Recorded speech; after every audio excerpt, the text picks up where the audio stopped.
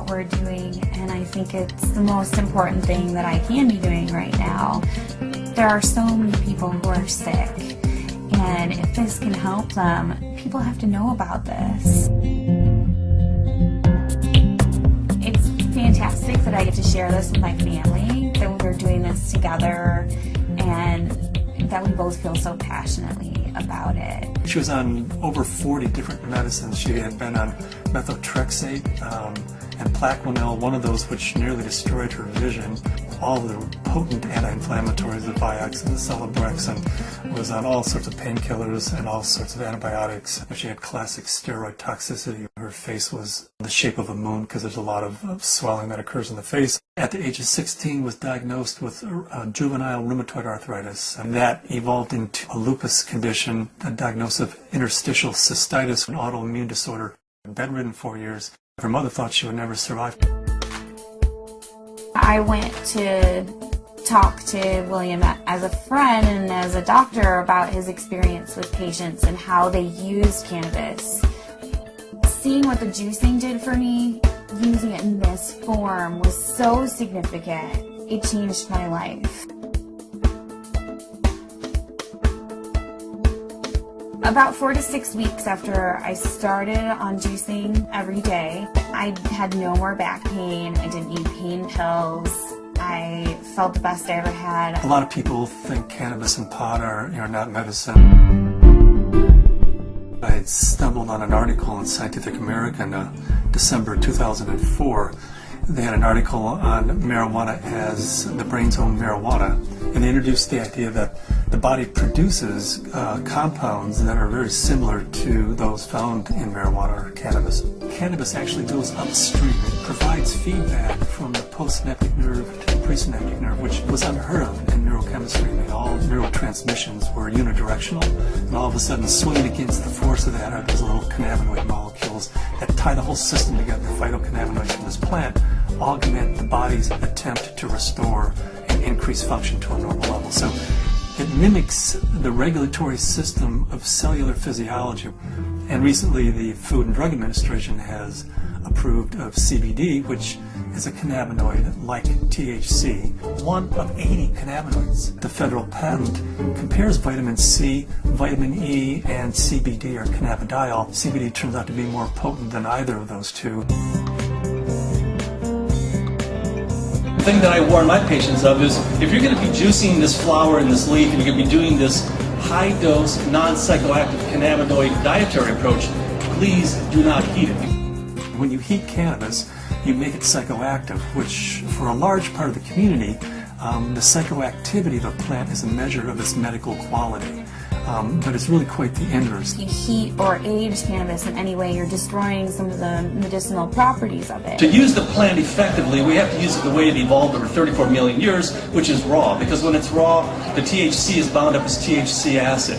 It requires aging, drying, so as a hunter-gatherer, we gather this plant, we notice, wow, as this plant ages, it changes character. It suddenly has a psychoactive effect. I think that's the most exciting area of cannabis research, is looking at non-psychoactive cannabinoids. Because if you do heat it, you'll decarboxylate the THC acid, and you're going to have 600 milligrams of THC acid with the CBD acid. You'd be unconscious probably for the better part of the week. Between heating the plant, whether that's in a sucker, a cookie, a baked good, a butter, vaporized, smoked, all of those techniques convert THC acid, which is non-psychoactive, into THC and provide you with that 10 milligram dose. But if you eat the plant raw, then THC acid is the way it's found in the plant. It's not psychoactive. The juicing allows you to get up to the 500 to 600 milligrams, which is 60 times more than you could tolerate if it was heated. This treatment is not psychoactive. People don't have to be stoned when they take it. They can take it and go to work. They can take it and play with their kids. It's hard for me to understand laws against something like green leaf therapy and to think that prednisone is legal. We're still fighting the stigma of marijuana back from the 20s, 30s, 40s, 50s. I was a prosecutor for 8 years in Mendocino County, so I know it from both as a defense attorney and as a prosecutor. The 1972 Controlled Substances Act said that marijuana has no medical value whatsoever. The federal government has a patent on its medical properties. The Food and Drug Administration has approved of it as investigative new drug. I have not found the United States to be very open about cannabis research. In order to print an article in a peer-reviewed journal, you have to use cannabis that they have certified for your study. And there are physicians who have waited 3, 4, 5, 6 years, some even longer than that, to just get a sample. The federal government's been kind of schizophrenic in the way it looks at marijuana. It says it has no medical value under that act, but at the same time the federal government has been funding research in marijuana for years, for decades. And they've even patented certain strains of marijuana because they recognize it has that medical value. The California Narcotic Officers Association does not believe in medical marijuana. They believe it's all a big scam, and that's how they train law enforcement officers. Law enforcement is allowed to take a percentage of all assets that are forfeited and seized under the state and federal asset forfeiture law. So it takes the really enlightened and compassionate law enforcement officer to recognize that these medical marijuana laws are designed to protect patients. I was trained when someone had marijuana, you took them to jail. There wasn't a medicine use for marijuana. It's an illegal substance, and people went to jail for it. In 1996, California took a huge leap. I didn't support Proposition 215 because of the education I had, the experience I had, and what I had seen through the illegal marijuana gardens that I had seen throughout my career. Since 1996, I have changed my opinion somewhat. I believe there is a very clear medicinal use for marijuana. That being said, I believe that there are a large percentage of people who use marijuana as an excuse to either make profits or for recreational. The people who use marijuana for the true intended use that the voters passed, medicinal, I'll do everything I can to support their rights. There's many more things that law enforcement can be focused on than medicinal marijuana. And I don't want to give the impression at all that I support people who are growing marijuana for medical purposes 364 days of the year, and then one day a year they make a big sale for a couple $100,000, and they're a commercial seller that one day of the year.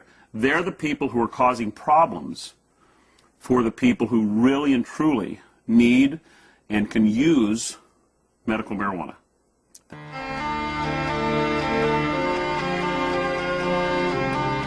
Terrifying, to be told as a parent that your child does have a tumor in her brain. It took 24 hours in the operating room. They gave us a 10% chance of survival with treatment. The Oakland Children's Hospital, where they called me and they said they had a baby who they were discharging home. This baby had completed all treatment that would be useful for it, had brain tumor, had surgery, had radiation and chemo, and the tumors were still growing and still multiplying, and therefore they said to the parents, just take this baby home and make it comfortable, because there's nothing more that we know that will help its condition. Started to accept to the point where the illness had taken her and us, and try and find some acceptance. A month went by and I got in contact with the family, and they said, well, we just came back from Children's Hospital. They did a CAT scan. The tumors have shrunk and there are fewer of them. And they said, I'll tell you what we've been doing. We've been juicing the fan leaves of the marijuana plant and giving our baby a shot glass of this juice every day. This is like this wonderful hospice story. She is no longer on hospice. I brought the oxygen concentrator back. It's just one of those wonderful success stories. The plant is a pretty amazing plant because it appears that the juice of this plant is saving this baby's life. Here we have something that can really change people's lives. I mean, I was laying in bed, catheterized, thinking that physicians were just trying to make me comfortable. They really didn't think that there was anything more that they could do, and that I may not live to be 30, which I am now. That was the best I could hope for. the best I could hope for was taking enough methadone and Percocet every day that I just didn't feel anything at all. I had gotten in touch with Dr. Courtney because we had received a doctor's recommendation from one of his patients, and in it asked that they start juicing the leaves and having capsules and a few other items which I didn't know anything about. So after I contacted him, I was really excited to hear that there might be some other alternatives to the smoking of the cannabis. These are friends we've had in the past year. They said, your father's not the same as he was when we first met him, and he seems to be much more alive and much, doing a lot more and more active. And I had informed them that it was because of the juice that he had been taking. Right after we started juicing, that he seemed to be more active. We would do things out in the garage more, and he wouldn't spend so much time in his chair. But we have ran out periodically in the last year and a half, and that's what made me convinced that he needed it, because when he would run out, he would have trouble getting out of the car. I had 4 doctors tell me that I should have a hysterectomy. You either have no ovaries or at the very least you're sterile. That my endometriosis was so bad I would never be able to have a child. Despite very potent birth control, despite being sterile, Zahaya decided she was going to come join the party.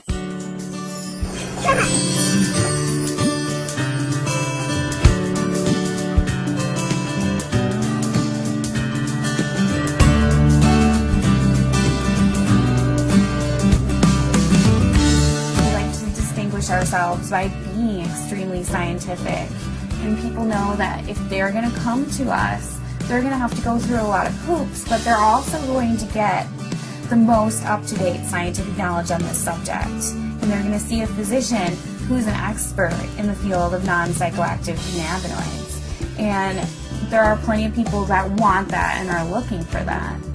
We opened our 5th office in Luxembourg. Their government is really sympathetic and open. There's an international group studying autism and CBD in Luxembourg. There's a physician there who's writing cannabis scripts who's also a senator. And we've been working with him, Senator Columbera. The government may be actually funding experiments in a research center using cannabis, in large part because of Dr. Courtney's work with non-psychoactive cannabinoids and Senator Columbera's work with cancer patients. There are now facilities for testing plants, and there's been more progress made in the last 5 to 6 months. A new strain in from Spain called Canatonic, 6.9% CBD. That's 700% increase over Northern Lights, which is our previous high producer. I would like to find strains that have all of the cannabinoids present in an amount that's useful.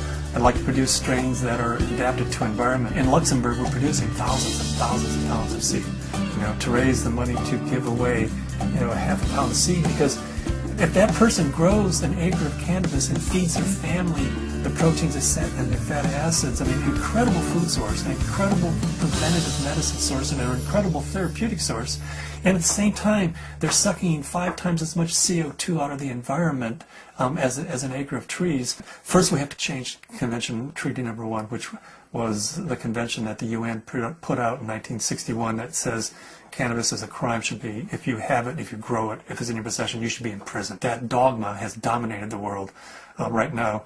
They're asking for input from the World Health Organization. I'm in the process of writing a letter stating that this is a dietary essential. It's not a criminal thing, because we have to change that treaty before we can go into Central and South America and say, you grow yourself an acre of this plant, feed your family, prevent illnesses. So Cannabis International kind of legalizing the plant globally, giving it back to people as a food source, prevent illness is so much better than waiting until you have diseases. With my own experience and all the patients that I've spoken to, I believe that it's not an isolated incident, that this is the best medication